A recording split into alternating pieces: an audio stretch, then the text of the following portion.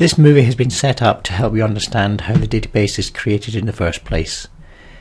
We will have already created the model in the exercises in the classroom, and this is how it fits in with the assessment criteria.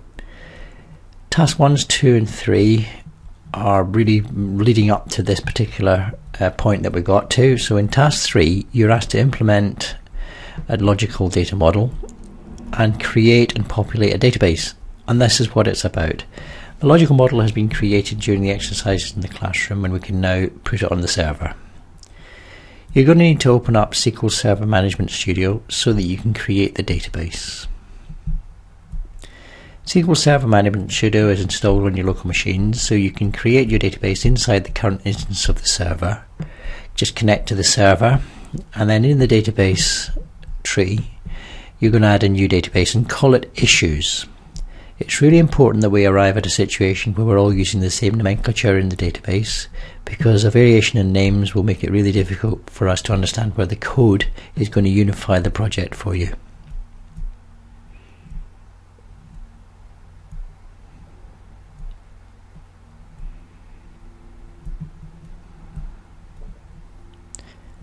DB Designer Fork is where the logical model has been created in a graphical format for you to use.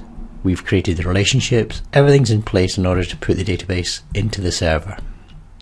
There's our model, created in the fork with all of the relationships clearly named.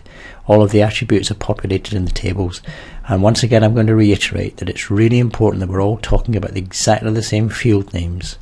If you don't have exactly the same field names as we have here, your model, when it comes to running the code against that model, won't work. The code won't be able to identify the correct attributes and make the changes that are needed. So we're going to run a script. So we need to create the script first. Make sure you've got SQL Server correctly set as the model type. Copy it to the database, to the clipboard, sorry, and then store the file. You may want to store the file just in case it doesn't copy off the clipboard straight away. We're just going to store it in a folder that's convenient. You can see my multiple layers of folders because I have so much to store for your courses. And there we are. I'm just going to put it in here, and I'm going to call it the script. Issues script. With my bad typing and everything. Having saved the script, now remember it's sitting on the clipboard.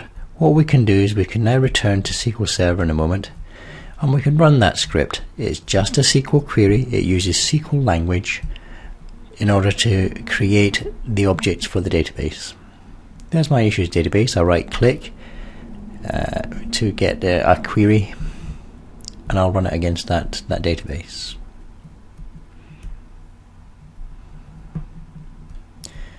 When I right click, I'm offered the chance to make a new query. A new query is where the SQL language is placed on this IDE, and we just paste it in there, and there's the SQL DDL data definition language which has been created. Notice the create table commands, primary key commands, relationships are named. Everything is there that we need in order to create our database. So when we've just had a check out, make sure that you think everything's there that should be there, there's a little button up there called execute, and that's the one that you could run. Click it. Completed successfully. Your database has been created. Very easy to check out in the tables. There are all your tables. Just let's check one out to make sure that the fields that you thought might be there would be there.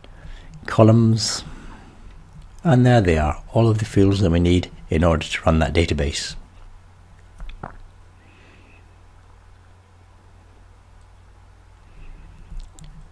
Let's just look at the model a little bit holistically, just to use so that you understand what model elements have been included, the entities that have been included in your database. There's the principal tables, or entities, or relations. Our database is complete.